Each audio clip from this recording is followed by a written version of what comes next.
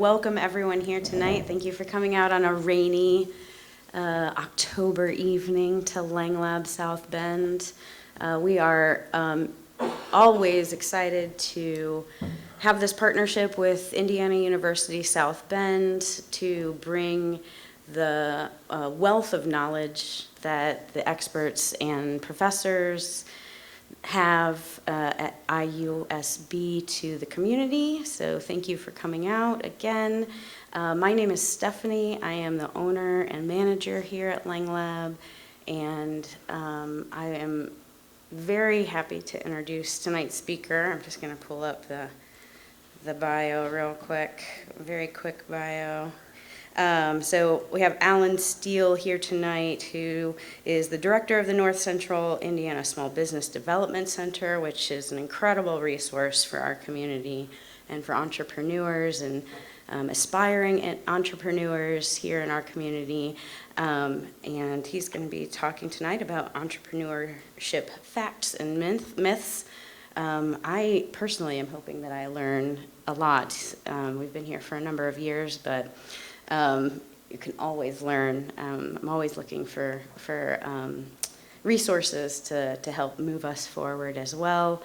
I will go ahead and turn it over to you and let you take us away tonight. All right. Hi, everybody. Thanks for choosing to be here. You had a choice of going downtown and having mac and cheese from 15 different restaurants, and you decided to come here instead of to that event. So thank you so much. I'm excited to be here because my connection to IU South Bend is a very personal one. I'm an IU South Bend alum. We won't mention which year, but it's been a minute. But happy to be back. Our program, the Indiana Small Business Development Center, has 10 offices around the state of Indiana. We actually are part of a larger national network of about 1,000 small business development centers all across the country. And the majority of our centers are university-based. We've been affiliated with IU South Bend for 8 years. We moved onto campus in 2015, and it's been a great association, and we look forward to going forward. So just for a little bit of context, what exactly do we do as a small business development center? Well, our primary activity is providing no-cost, confidential business consulting to small business owners and aspiring entrepreneurs. So if you have a business, if you're thinking that owning a business might be for you, we're a free resource to help you with that. Our particular center serves a 5-county area in north central Indiana. 2022, we worked with 401 unique clients. Nearly half of those were existing small businesses. A little more than half were aspiring entrepreneurs. So people who had an idea, had a dream, were trying to decide if an entrepreneurial path might be for them. During 22, we helped 25 new businesses get off the ground, which was actually a little down. We've been running more 30 to 35 a year. And the entrepreneurs we worked with in 2022 generated $7.4 million in capital infusion into their businesses. So I wanted to start out tonight just with a couple of thoughts about Myron. So a couple of years ago, I got a phone call out of the blue from this gentleman, identified himself as Myron, told me that he had a small manufacturing company, and his attorney had given him my number and said, I think it might be helpful for you to have a conversation. So he called me and,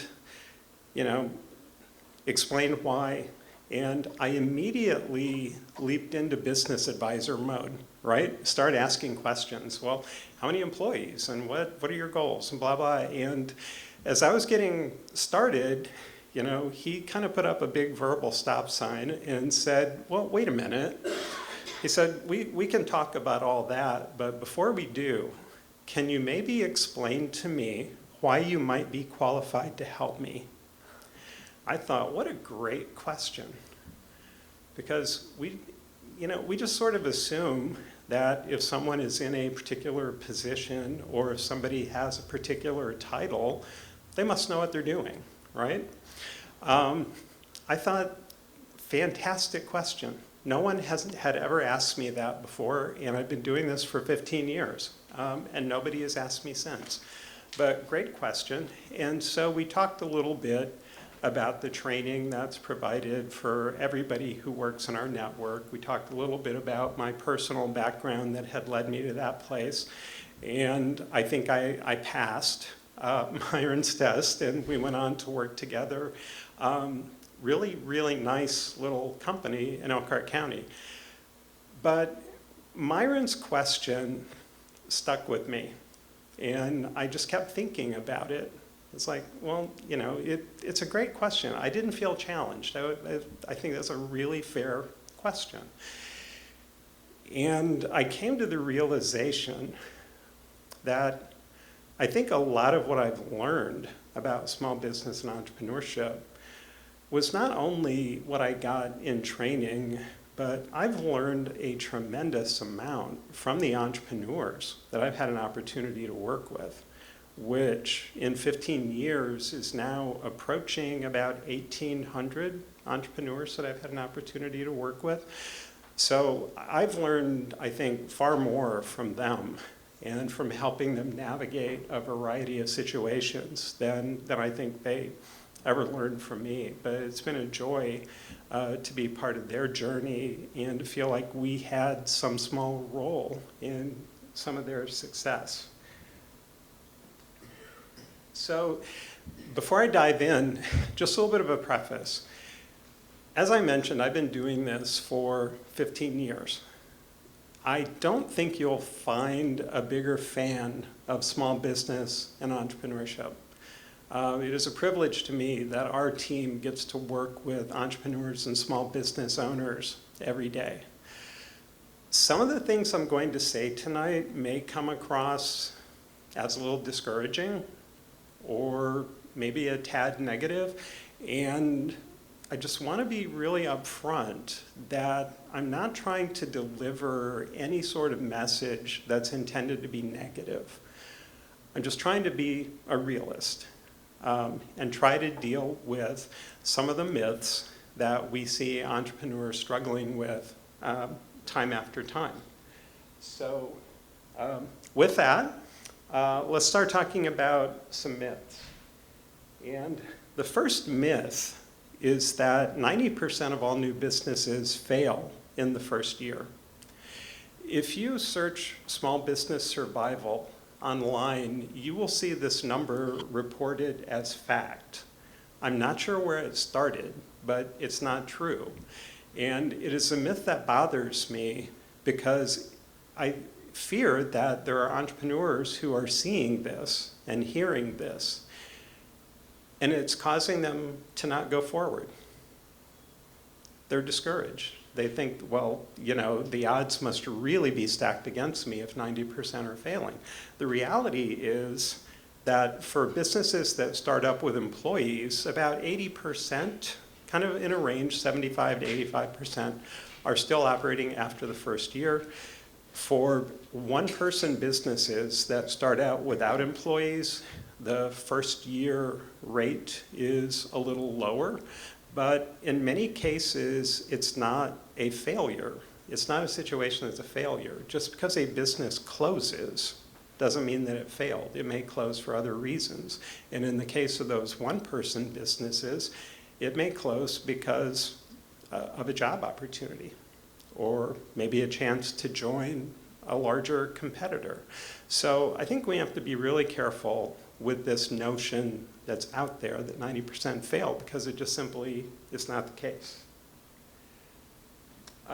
Second myth, and this is another one that I think discourages people from becoming entrepreneurs sometimes. I've had a number of people say to me, I just don't know if I'm a born entrepreneur. And The reality is nobody really is, right? But we sort of have this image in culture of the entrepreneur being the grand risk taker who just throws caution to the wind and chases after a dream. And for a few people, that's true. But the reality is entrepreneurs come in all forms, all shapes and sizes, all scales. I think the key for anyone who wants to go into entrepreneurship is really to understand yourself very well. So one tool that we use is called a BOSI assessment, and the gentleman pictured is Joe Abraham. He's a serial entrepreneur from the Chicago area, and he did a lot of research and developed this framework. And in Joe's research, he identified 4 dominant entrepreneurial personalities. You could think of his assessment as kind of being a twist on doing a Myers-Briggs or some other personality test. So he determined there were 4 dominant entrepreneurial types. B are builders. These are people who are laser focused and really talented at taking something small and growing it quickly. The O's are opportunists.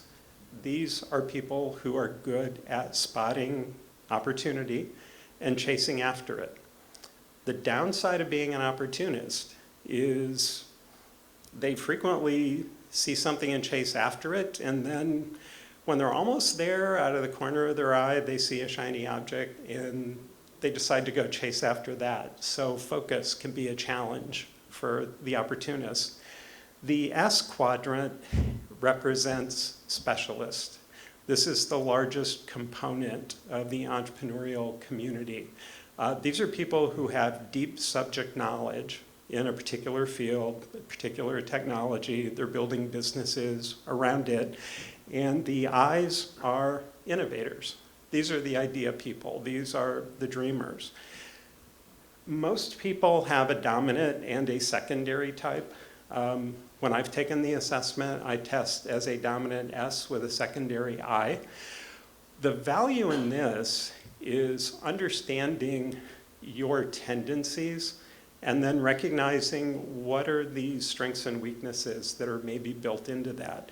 And then using that to inform your thoughts about how do you put together the team in your business. Innovators need a builder, because innovators are great at creating. They're not necessarily good at things like asking people to pay them and really practical things like that. Perfect example, I was listening to an interview with an author, and this author's book had just been translated into Chinese and was being sold in China without his permission and without his participation. And the interviewer asked this author, you know, aren't you upset about this? And he said, no, my ideas are now getting in front of millions more people. So that's all that mattered to him, was getting the idea out. He wasn't worried about getting paid for it. That's innovator DNA at work. So innovators need builders. Specialists tend to be really bad at marketing, not very good at sales. They're super competent people. They don't like selling. So they need an opportunist on the team, because opportunists are all about that. They're all about chasing opportunity. So that's a framework that we've utilized. If you're curious, you can take a really short version of the assessment at bosidna.com, and Entrepreneurial DNA is Joe's book. Highly recommend. Okay, I've had so many people say to me over the years, I would really like to start a business, but I'm too old. These are like 50-year-olds who are saying it, right? Statistically, the average age of a startup founder is 42. The individuals who are starting the fastest growing companies are 45 on average. And there's research that says a 50-year-old founder is almost 2 times as likely to start a high-growing company. So this idea that entrepreneurship is just young people in dorm rooms with laptops creating social media sites like Mark Zuckerberg, he's the outlier. He's not the norm. But culture makes us think that entrepreneurship is a pursuit for young people. So dive a little deeper. According to research from Kauffman Foundation, 0.36% of US adults start a business in a typical month, on average. If we look at the distribution by age, people between 35 and 64 are starting businesses at a much higher rate than people 20 to 34. And this has been true over time. So the notion that you need to be young and techie to be an entrepreneur, no, you don't. Okay, this is another one that we see a lot. And this is the idea that if you're really great at fill in the blank, then it'll be easy for you to build a successful business. So one that we've heard a lot is, my family and friends say I make the best cookies they have ever eaten. So everybody thinks I should have a bakery. Okay, maybe you should. Having that talent, having that experience is definitely going to give you a leg up. But making cookies and running a bakery are not the same thing. So we wind up having a lot of conversations with people about finding a balance between working in your business, which would be in the kitchen making cookies, and working on your business, which is keeping track of inventory, paying your employees, buying supplies, doing your marketing, all those things that it takes to run a business enterprise that really have nothing to do with the product or service the business is providing. So I ran across a great chart a couple of years ago that was put together by a professional photographer. And the pie chart on the left, she called how people think photographers spend their time. And it's 80% taking pictures. I kind of liked the 5% partying like rock stars. So 80% taking pictures. She then put together another chart of how she actually spends her time as a photographer. She's spending 12% of her time taking pictures. The rest of the time is doing things like editing and social media and doing maintenance on the camera equipment. All the stuff that, is not particularly glamorous, but is part of running a business. So again, having a skill, being really good at something is a great starting point, but not enough to build a successful business around. You have to get this working on piece together. Okay, sort of related to that is the notion that, and we just got this phone call today, I'd like to come in and meet with somebody in your organization about starting a business. Great. What are you thinking about? Well, I don't really want to say because I'm afraid it's such a good idea that somebody's going to steal it. And we hear that a lot. And as if you're advising, if you're consulting, it's kind of hard to help if you don't know what they're trying to do. But I think what gets missed is it isn't really ideas that succeed. It's the execution of an idea that succeeds. So, for example, these are four of the most iconic brands on the planet: Apple, Google, Facebook, Starbucks. None of them did anything really new. They did it differently, but Google wasn't the first search engine. Apple didn't make the first personal computer or the first cell phone. Coffee's been around for centuries. Facebook wasn't the first social media site. There might even be a person or two in this room who had a MySpace page. So the difference with these brands isn't that they did anything that was completely new. They found a way to differentiate themselves, do things differently, and do things better. The success was in the execution, not just the idea.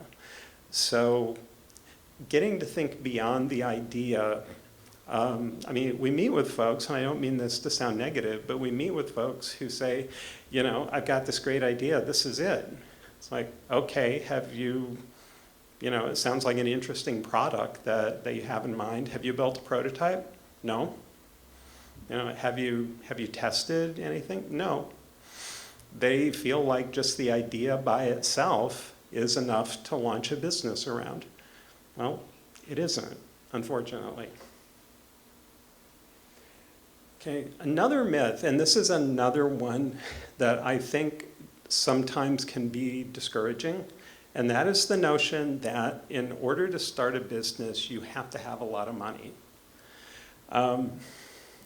Kauffman Foundation, I refer to them a lot. They do tremendous research in the field of entrepreneurship.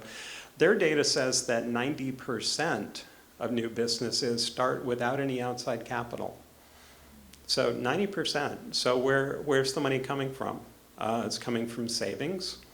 It's coming from a personal credit card. It might be coming from a home equity loan. It might be coming from the salary in your full-time job while you start the business on the side. That's a pretty common path. So you don't really have to have a lot of money. But there's a proverb that says, an acorn cannot become a piano without first becoming a tree. So what does that mean in our context? We see a lot of people who come in and the vision they articulate for what they want to do is the grand piano. And they just assume that that's where you have to start, that you have to have everything in place. And so we have a lot of conversations about, you know, what's the acorn version of this? What's the baby version, the toddler version of this business that you can start without needing as many resources, without taking as much risk, and then grow it organically into the tree and then into the piano. I think a really interesting story is the story of Zappos. Zappos was the first company that was highly successful selling shoes on the internet. And when Zappos was preparing to launch, there were a lot of skeptics. It's like, who would buy a shoe without trying it on? You know, this was a very new idea at that time.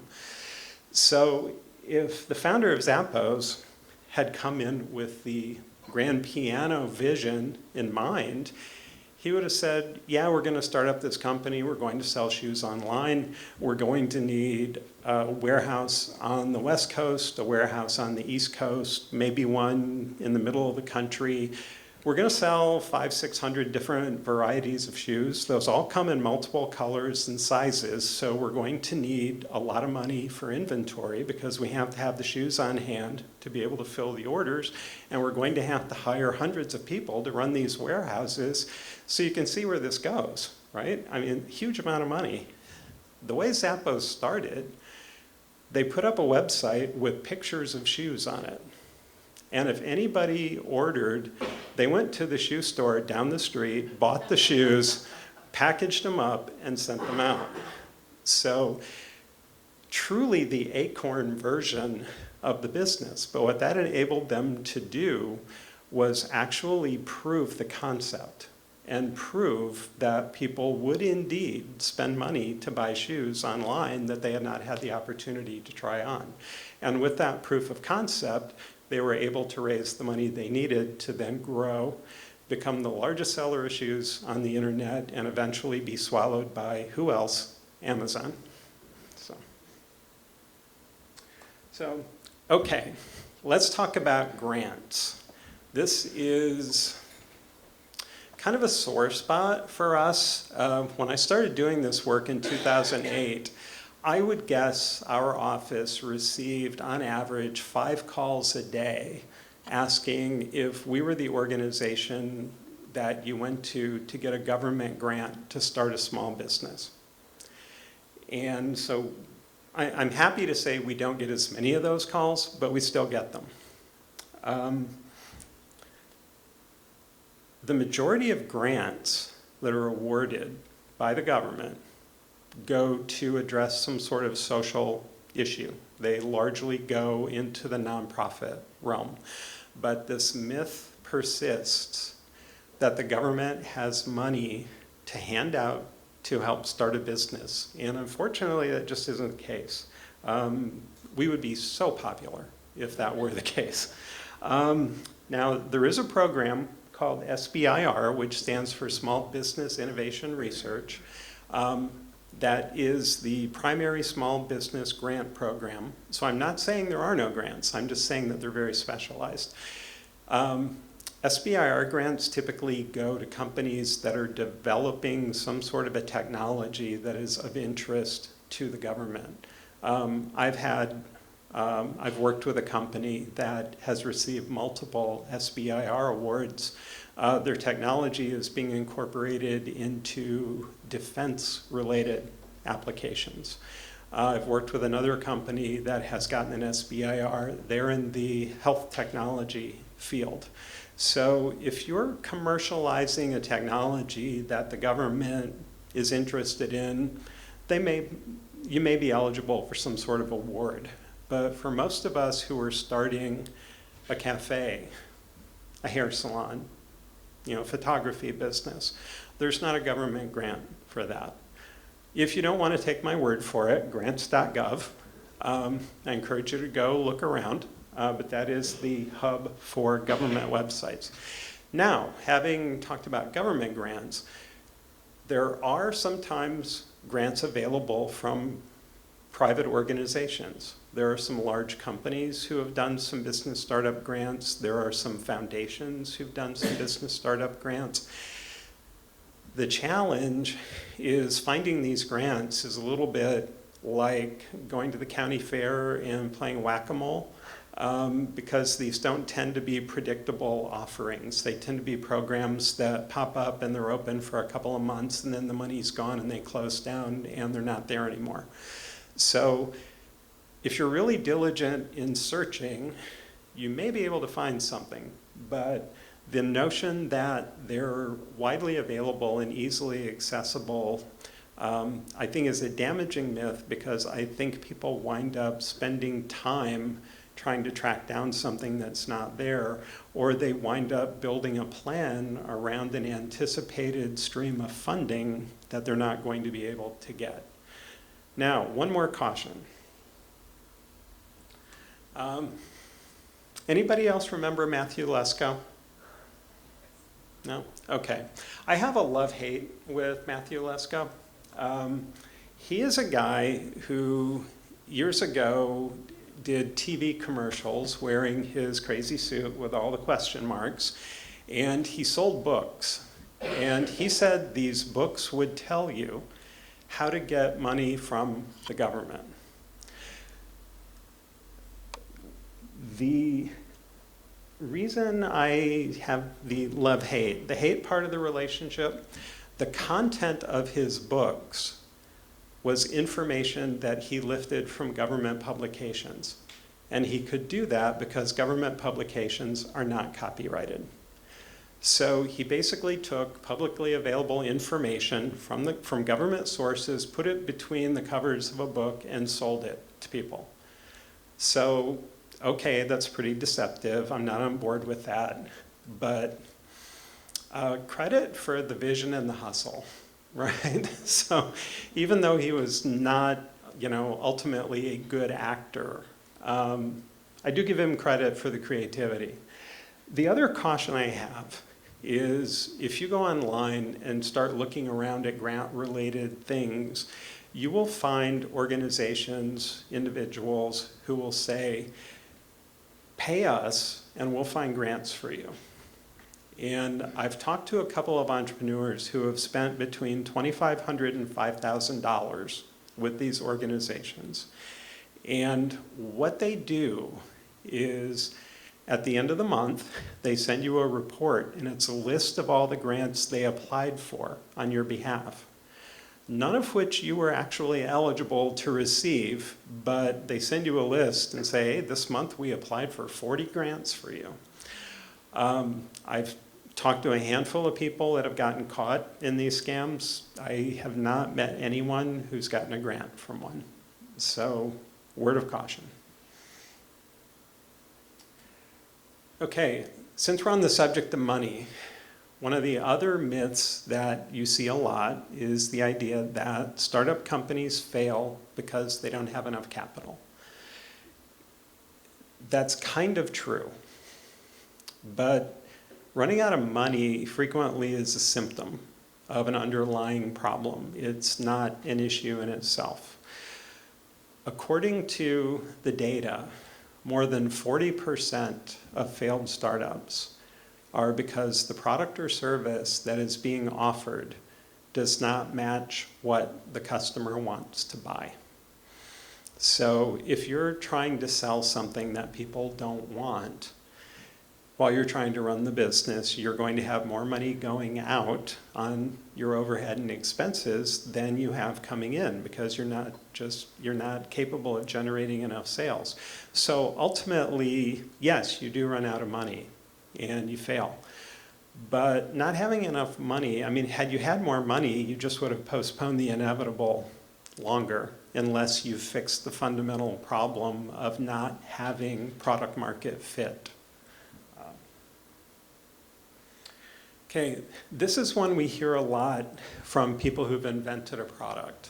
And we've worked with a number of inventors over the years, and they're a really interesting group, and I enjoy them.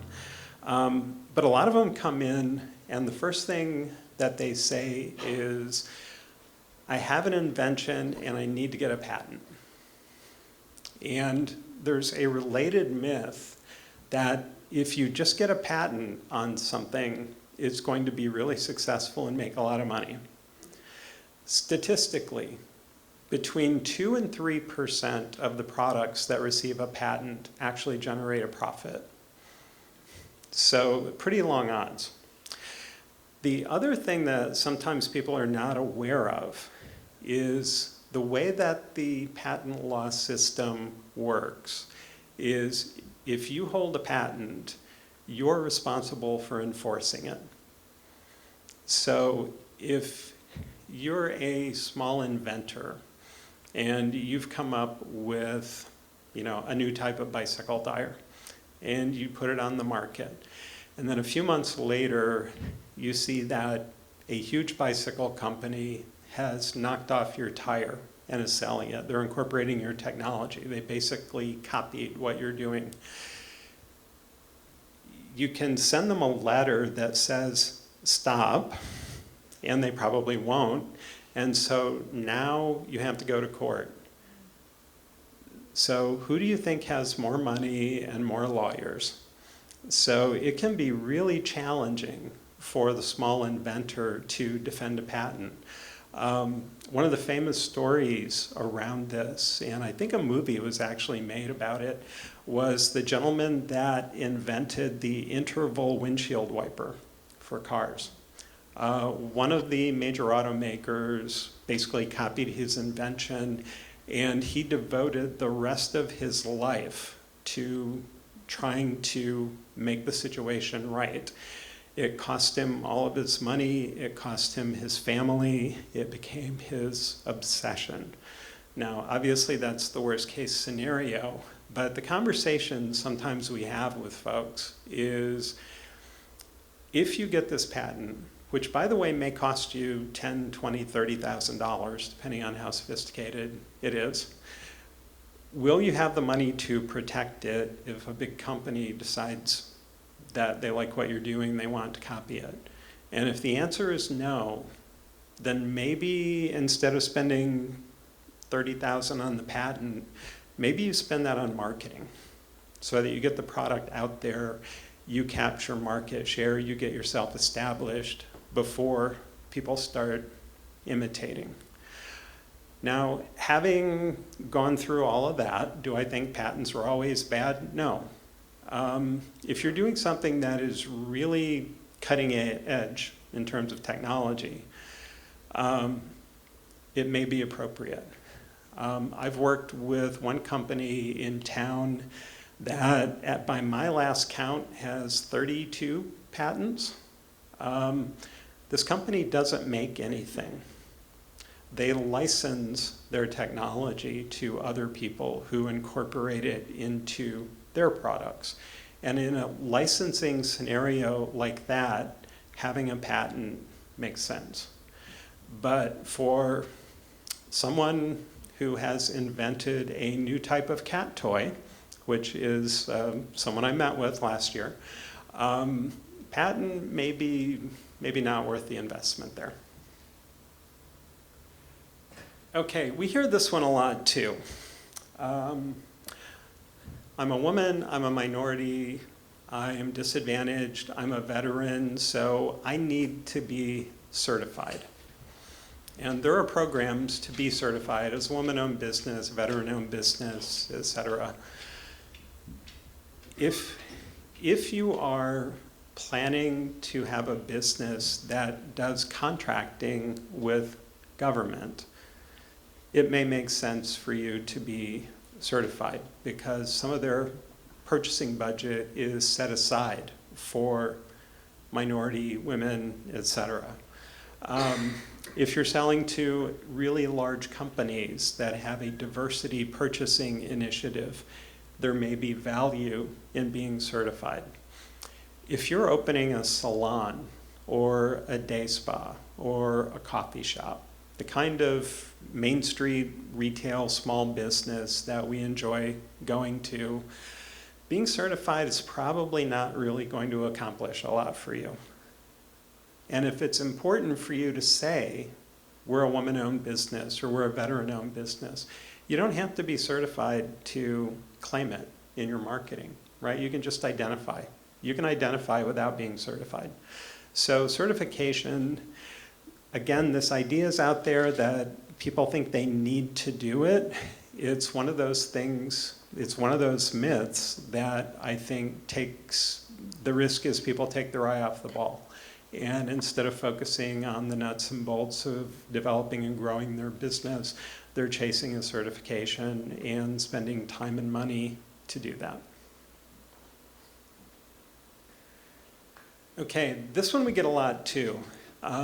When people come in and say, I want to start a business, we always like to have a conversation about why. You know, what are you thinking? Why do you want to do this? And the red flag for me is when someone says, I want to start a business so I'll have more time to spend with my children. I'm serious. And the first thought that goes through my mind is when you start the business, you're actually having another child. It's something that is going to require a lot of nurturing, and it may very well keep you up at night. So there's the idea that if you own a business, you get to be your own boss, you have control of your schedule, you can take all kinds of time off. It doesn't really work that way if you talk to a small business owner.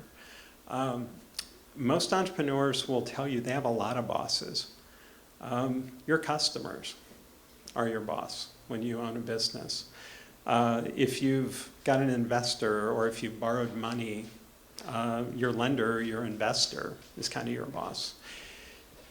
If you have employees, they're not necessarily your boss, but there's a pressure that comes along with knowing that families are depending on the success of your business to put food on the table. So being a business owner, you know, can it eventually become something that allows you to have a lot of free time? Yes, if you can build the business up to the scale that you're able to hire people to do a lot of the business management for you. But for most people starting out, that is way down the road. That is way off on the horizon. So always makes me nervous when people say, I want to start a business so I can have more free time. Probably not going to happen. There's also the notion that all business owners are wealthy. It was very interesting to me when I started doing this work in 2008 to find out that there were a lot of small businesses that outwardly looked very successful. And in reality, they were scraping by month to month. We assume that if people own a business, they're doing really well. According to some data from Guidant Financial, in 2022, 65% of businesses made a profit. That means a little more than a third of businesses either lost money or barely broke even. So 1 in 3, are struggling to make any kind of a profit at all. Among entrepreneurs that we work with, it's not uncommon, as we follow along with them over time, it's not uncommon for them to get 2 or 3 years into the business before they're able to consistently pay themselves. Now, some people get there faster, but it's not uncommon that it could take 2 or 3 years. As the owner, you also get paid last. So what does that mean? Well, it means if you have a building, you've got to pay the rent or the mortgage. You've got to pay taxes. You've got to meet payroll. You've got to buy supplies. You have to pay your suppliers. It's only after you satisfy all those demands of keeping the business going that you can think about paying yourself. So by all means, owning a business is incredibly rewarding, but it's not necessarily a ticket to becoming rich really quickly. The other thing that we find, and Guy Kawasaki in his book, The Art of the Start, wrote about this really well. He talked about the most successful entrepreneurs being those that focus on making meaning rather than making money. And what he means by that is if all you really care about is making money, you should probably just think about leveraging yourself through a series of increasingly good-paying jobs. And the only motivation that's required is to get up in the morning and go to work. If you're really trying to build a business, if you're trying to solve a meaningful problem, if you're trying to make people's lives better or make their lives longer, the intrinsic reward is more meaningful to you than the money. And when you hear really successful entrepreneurs talk about this, a number of them will say, it's when I stopped focusing on the money that I became more successful. So it's really about building a great business, providing a lot of value, serving your customer, solving a problem. If you do all of that really well, then the financial reward may follow. Okay, our last myth. I've worked with a number of people who have come in and said, just give me the checklist. It's like, what do you mean? Well, just tell me the steps to take, the things I need to do to have a successful business. And I just recalled a client that I worked with a few years ago who happened to be an engineer. And I think because he was an engineer, he thought in very precise terms. And we talked about developing a business plan, and he said, I would like for you to tell me how many customers I will have at the end of the first year and how much revenue I can count on. And I said, I have no idea. He said, why? I said, I don't know if you can sell. I don't know if you can convince somebody to hire you to do business. It's not like there's a formula that you do A, B, and C and profit comes out as D. As much as we would like to think that it can be that orderly and that well organized, it just doesn't work that way. Most businesses start out with some sort of a plan. It may be a written business plan, it may be ideas in the founder's head, but there's some sort of a plan. If you look at those businesses after they've been operating for a year, they frequently look very different than the plan. Because when you actually take your idea, you put your business together, and you set it loose into the marketplace, you find out if your assumptions were correct. Some of them probably weren't. You probably didn't really understand the target market as well as maybe you hoped you did. Your competitors may be a little more competitive than you gave them credit for.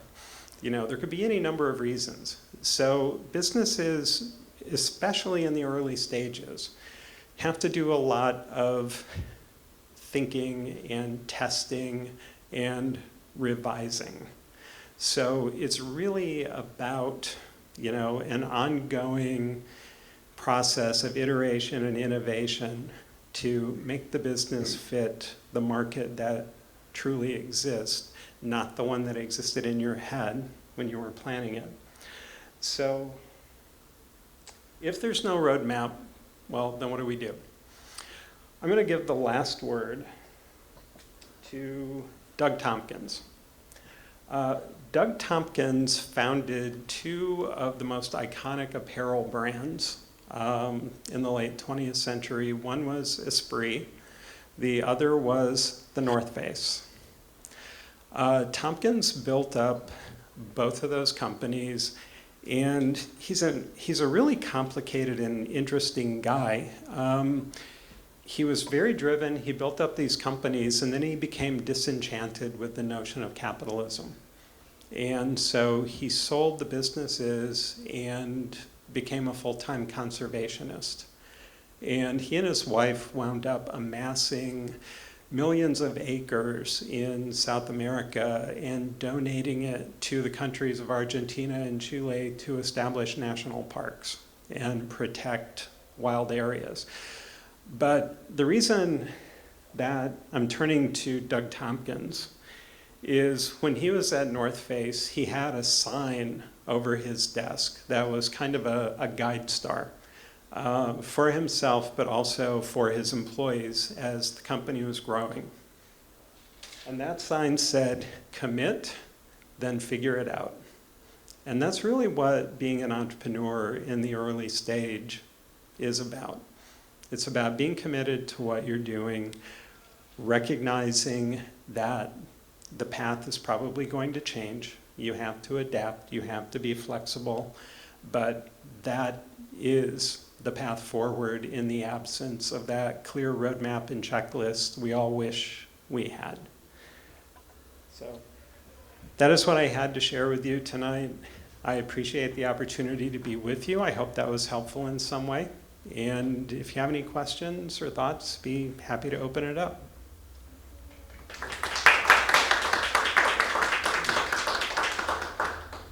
Rather than come up and ask questions, I'm just going to ask whoever has questions, if you could just repeat it into the microphone before you Sure. answer it. So, yes, Okay. there's a question. You mentioned business being certified. Who's certifying that, like the Better Business Bureau, or? Okay, the question was about how to be certified. It depends on the certification you're seeking. And I'll try not to go too deep in the weeds, but you may be sorry you asked.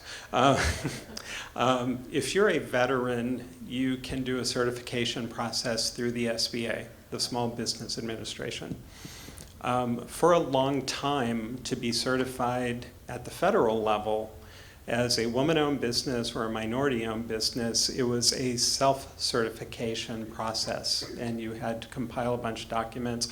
There are organizations that help do that. One of them is the Women's Business Enterprise National Council, which helps women achieve certification.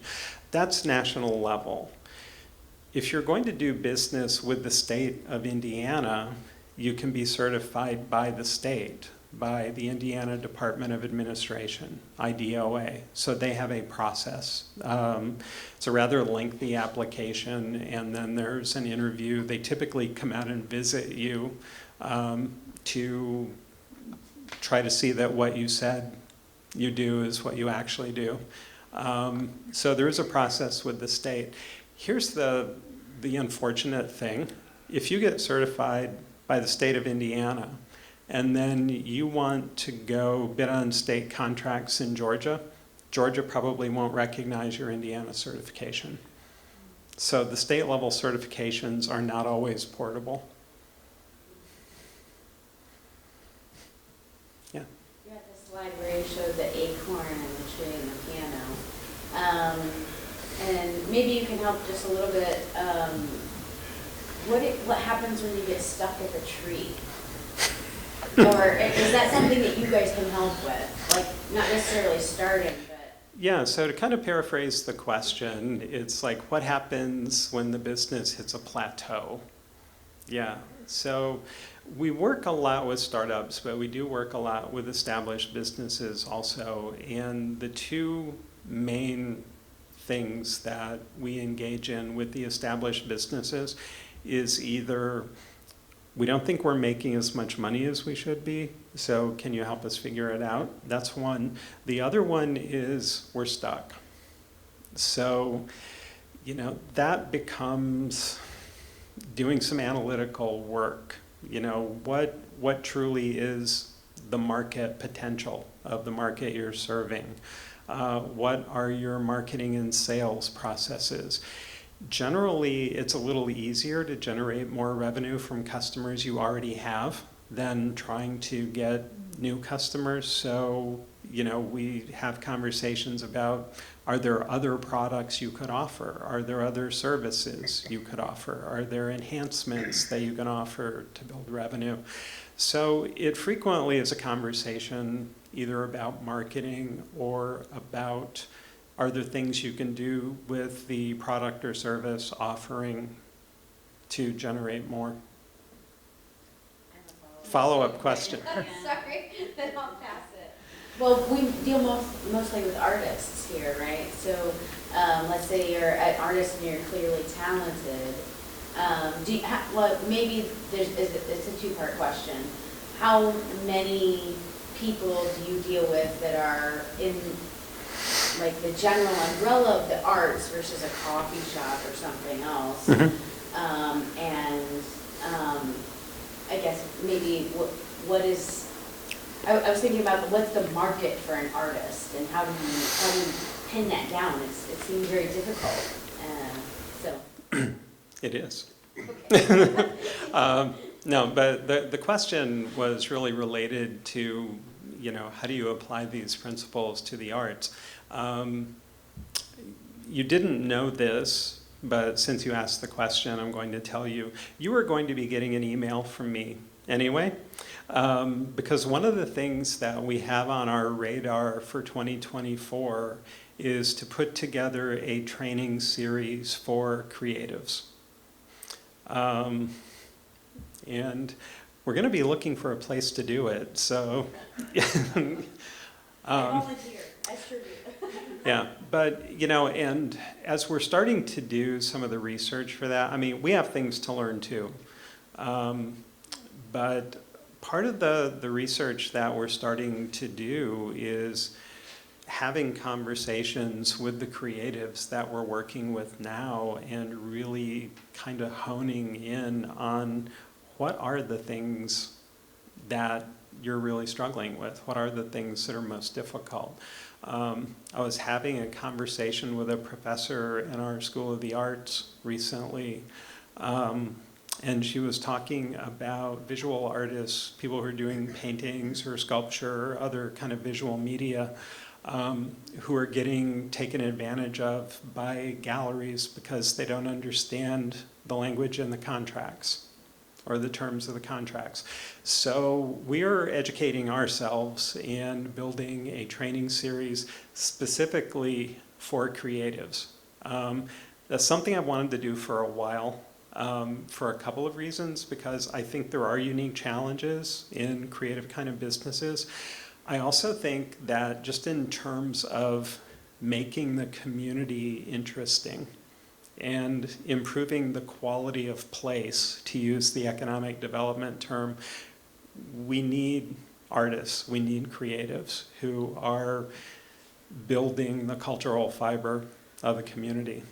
So you'll be hearing from me.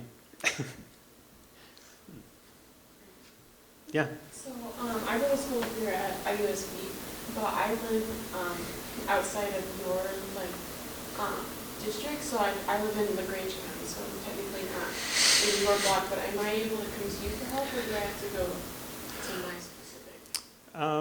Okay, the question is, can someone who lives outside our service area work with us? Technically, you belong to Fort Wayne.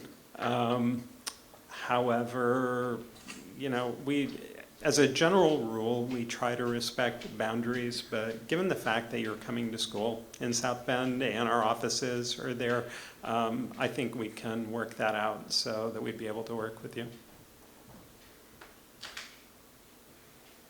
Yes, sir. As a new small business owner, what are some things to really focus on in the beginning when starting like a business and things like that? Whether it be like mine specifically is online, so it's not really too much physical interaction that I have other than spreading it, you know, word of mouth and things like that. But what are some of the key factors and like things I can focus on to kind of Okay. get a little bit more successful? So the question is, for a very young business, for an early stage business, what are some of the critical things to focus on? Number one, and not necessarily in this order, but one thing that you want to focus on is really understanding all of your costs, because there are many people that we work with who don't recognize all of the costs that are associated with operating their business, and as a result, they're not pricing at a level that is enabling them to make money. So understanding your cost structure, and related to that, understanding what in business we call the break-even point. How many dollars do you need every month, or how many units do you need to sell every month, just to generate enough money to cover the expenses to make the business sustainable. So really understanding your costs, understanding break even is one thing. I would also encourage people from the beginning, get a system in place to keep track of your money, because there are a lot of very young businesses who are not really putting together any kind of a financial statement. I was shocked when I started doing this work in 2008. I was kind of shocked, amazed, I don't know what the term would be, at how many businesses were basically just running out of a checkbook, right? There was no profit and loss statement. People just, you know, made sales, paid their bills, and if there was money in the bank account, everything's good. And, you know, that's just subsistence. When you're operating that way, it's going to be hard to really get your arms around what's happening in the business if you're not doing more to really understand the money flowing in, the money flowing out. Also, as the business grows, you may find yourself needing capital. So you may be going to seek a loan. Lenders expect you to have financial statements. They expect you to have good records. They expect you to be up to date on all your tax filings. So just paying attention to, you know, those financial nuts and bolts of the business, I think is an area sometimes people neglect. You get caught up in running the business, and the accounting and the bookkeeping just kind of, it's like, well, I'll do that later. So those would be some things that I think are important.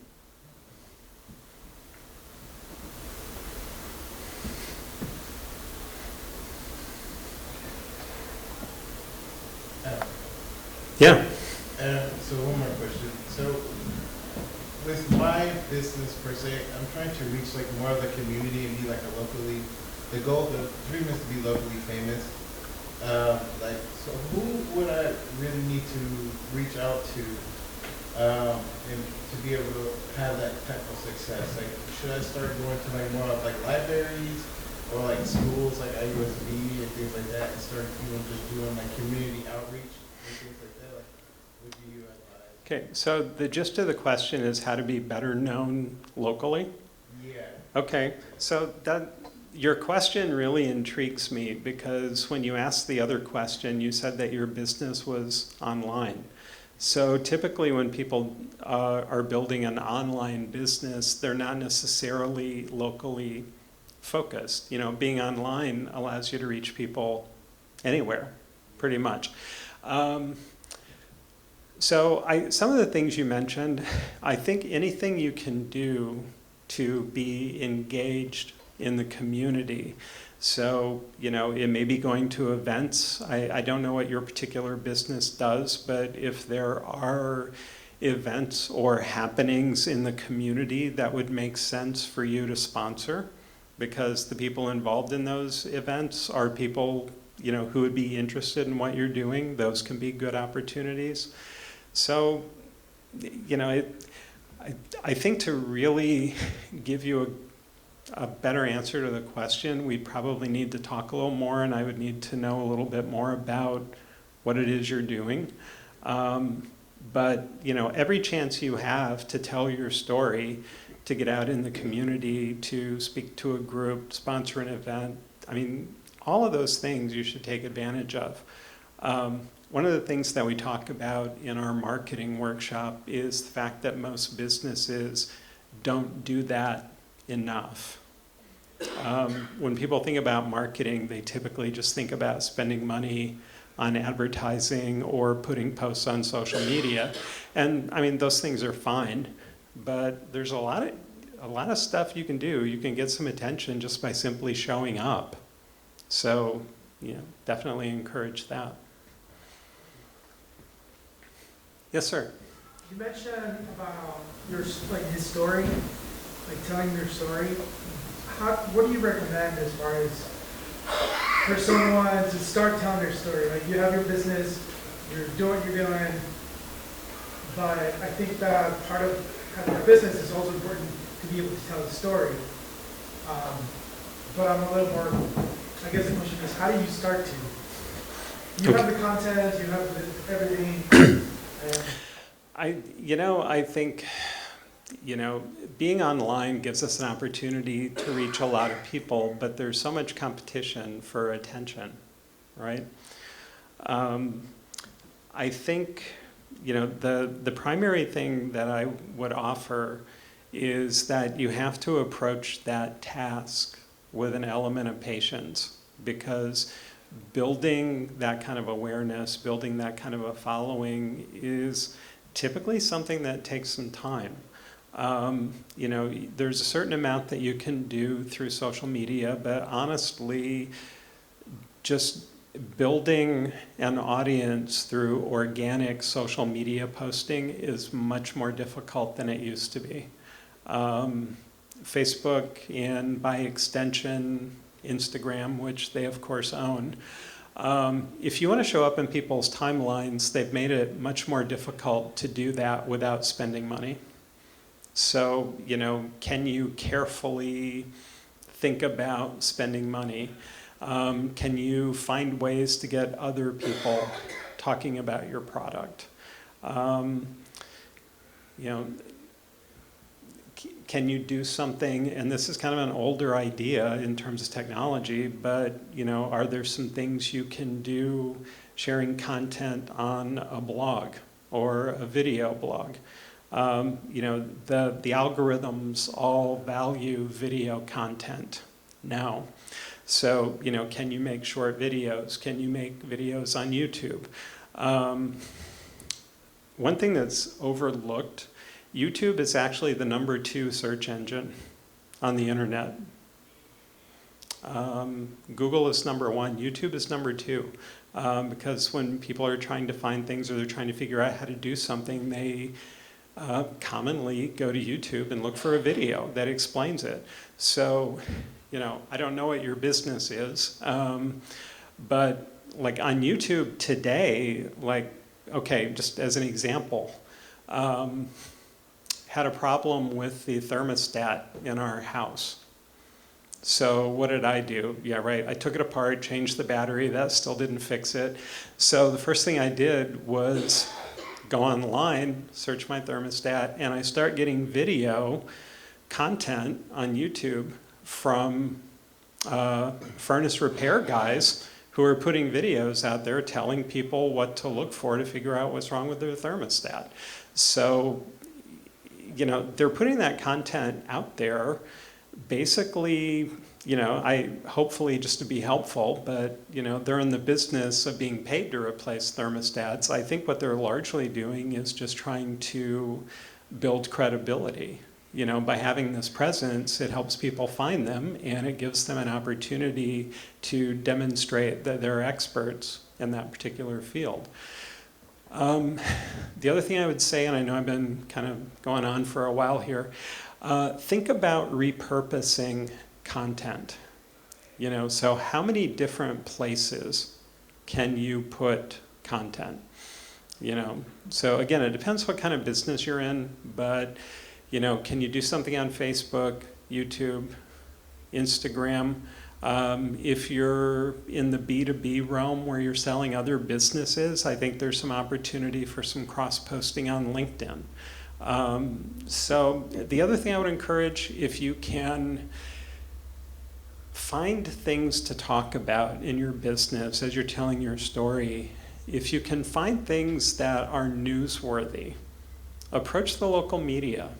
Approach the TV and radio, approach the newspaper, what's left of it, and see what kind of coverage you can get there. It's really just about trying to grow that footprint over time, and it takes time. I mean, the people who put something online and it just goes viral and blows up, I mean, that's really rare. We all see it when it happens, but it's really rare, and I would argue that you really can't write a plan for that, right? Sometimes you just get lucky and you catch lightning in a bottle. But to say that you can, say, okay, I'm going to do A, B, and C, and that's going to get me 500,000 views, it's not that straightforward. So, I don't know, I kind of rambled around. I don't know if that helped, but, okay.